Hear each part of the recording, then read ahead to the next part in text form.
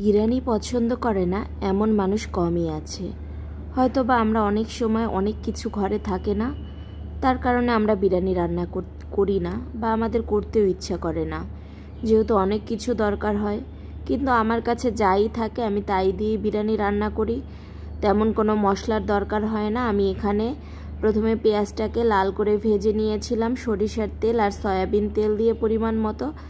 তারপরে আমি আদা বাটা আর রসুন বাটা দিয়েছি, ব্যাস।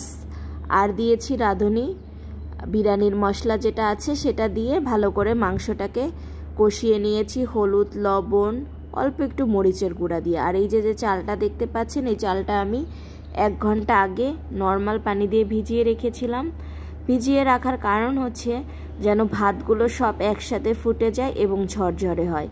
আপনারা যারা জানেন না তারা একবার হলেও রান্নার আগে পোলাও এরকম ভিজিয়ে রাখবেন, দেখবেন পোলাও ঝরঝরে হবে এবং রান্নার সময় কিন্তু খুবই কম লাগে। এই যে দেখতে পাচ্ছেন আমার মাংসটা কিন্তু সুন্দর কষানো হয়ে গিয়েছে। আমি কিছু কাঁচামরিচ দিচ্ছি বাড়তি স্বাদের জন্য।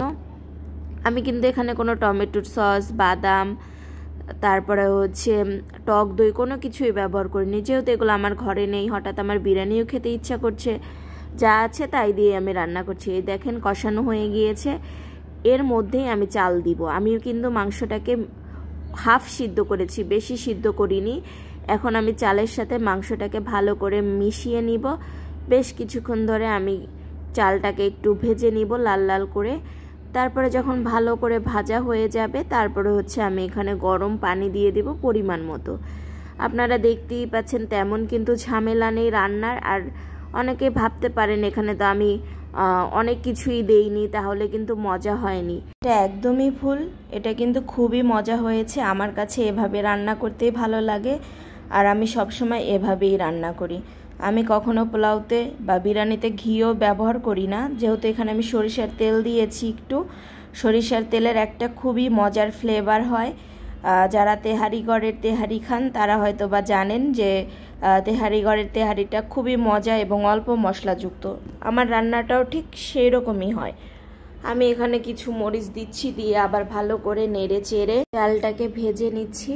যত ভালোভাবে ভাজবেন তত আসলে সময় কম লাগে রান্নার। আপনারা দেখতেই পাচ্ছেন আমার চালটা কিন্তু খুব সুন্দরভাবে ভাজা হয়ে গিয়েছে, লাল লাল হয়ে গিয়েছে। হয়তোবা দেখে অনেকেই আন্দাজ করতে পারছেন। এখন আমি এখানে পরিমাণ মতো পানি দিব। আমি পানিটাকে আগে থেকে গরম করে নিচ্ছি। আপনারা আপনাদের প্রয়োজন অনুসারে পানি দিবেন। যদি বেশি পানি দিয়ে ফেলেন তাহলে ভাতগুলো নরম হয়ে যেতে পারে। আমি এখানে 1 কেজি চাল নিয়েছিলাম আর 2.5 কেজি মুরগির মাংস নিয়েছিলাম। আর আমি আমার আন্দাজ মতোই পানিটা দিয়েছি। আর যদি দরকার হয় তাহলে আমি পরে পানি দিব, আমি বেশি পানি দেই না। আমি জানি আর পানি দরকার হবে না, এই পানিতেই সুন্দরভাবে হয়ে যাবে। আমি আবার ভালো করে মশলাগুলোকে চালের সাথে এবং পানির সাথে ভালো করে মিশিয়ে নিচ্ছি। আমি একবারে একদমেই রান্না করব, দ্বিতীয় কোনো আমি দম দিব না। আমার কাছে বিরিয়ানি রান্না করাটা সব থেকে সহজ মনে হয় এবং সময় কম লাগে, খেতেও মজা লাগে। আমার কাছে ঝামেলাহীন মনে হয়, তাই আমি প্রায়ই এরকম হুটহাট করে বিরিয়ানি রান্না করি এবং আমার হাজব্যান্ডও আমার বিরিয়ানি রান্না খেতে খুব কিন্তু পছন্দ করেন। এই যে এখন আমি ঢেকে দিব। কে কিভাবে রান্না করেন চাইলে আমার সাথে আপনারা রেসিপি শেয়ার করতে পারেন। আমি আপনাদের রেসিপি ফলো করে একবার হলেও রান্না করে দেখব।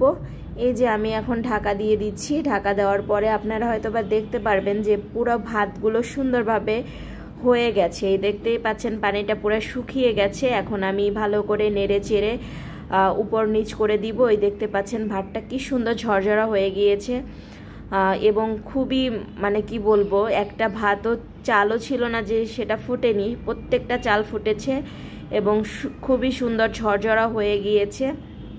আপনারা চাইলে আমার রেসিপি ফলো করে একবার বাসায় এভাবে রান্না করে খেয়ে দেখবেন, আশা করি আপনাদেরও ভালো লাগবে। তো কেমন লাগলো ভিডিওটা অবশ্যই জানাবেন। আর যদি আপনি নতুন হয়ে থাকেন অবশ্যই আমার পেজটি ফলো দিয়ে পাশে থাকবেন এবং যদি ভিডিওটি ভালো লাগে আমার ভিডিওটি শেয়ার করে অন্যদেরকে দেখার সুযোগ করে দিবেন। আমার বিরিয়ানি খেতে খুবই ভালো লাগে। আমার মতো কারা কারা আছেন যারা বিরিয়ানি খেতে পারেন এবং খেতে পছন্দ করেন? আমাকে যদি 3 বেলায় বিরিয়ানি দেওয়া হয় আমি কখনোই না করব না। আমি এতটাই পছন্দ করি, তাই যখন রান্না করি একটু বেশি করেই রান্না করি, যেন একটু কিছুটা সময় রেখে কিছুটা সময় দিন বসে খাওয়া যায়। এই যে আমার রান্নার ফাইনাল লুক, আমার রান্না হয়ে গিয়েছে, আমি এখন পরিবেশন করব। শুধু তো বিরিয়ানি রান্না করলে হবে না, তাই আমি ভাবলাম একটু পাকোড়া বানাই। ডাল আর চাল আমি ভিজিয়ে রেখেছিলাম, শিলপাটায় ডাল আর চালটাকে বেটে নিয়েছি, কিছু পেঁয়াজ, মরিচ আর লবণ হলুদ দিয়ে ভালো করে মেখে চটকিয়ে মাখিয়ে নিব এবং এই ডালের বড়াগুলো ভাজবো। ডালের বড়াগুলো কিন্তু খুবই ভালো লাগছিল, যেহেতু চাল দিয়ে ভাজা হয়েছে বড়াগুলো, যার কারণে খুবই ক্রাঞ্চি একটা ভাব ছিল, ক্রিস্পি ছিল। তো আমি ভালো করে মেখে নিচ্ছি। দেখেন একটুও কিন্তু পানি নাই, আমি পুরা পানি শুকিয়ে শিলপাটায় বেটে নিয়েছি ডাল এবং চালটাকে। ডালের বড়া খেতে কে কে ভালোবাসেন অবশ্যই জানাবেন।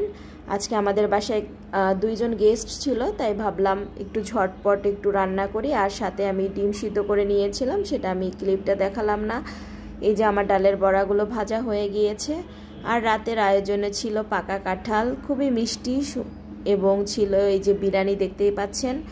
যেহেতু রাতে অন্ধকার ভালো মতো বোঝা যাচ্ছে না। এই যে ডালের বড়া, আর ছিল লেবু, তারপরে পেঁয়াজ।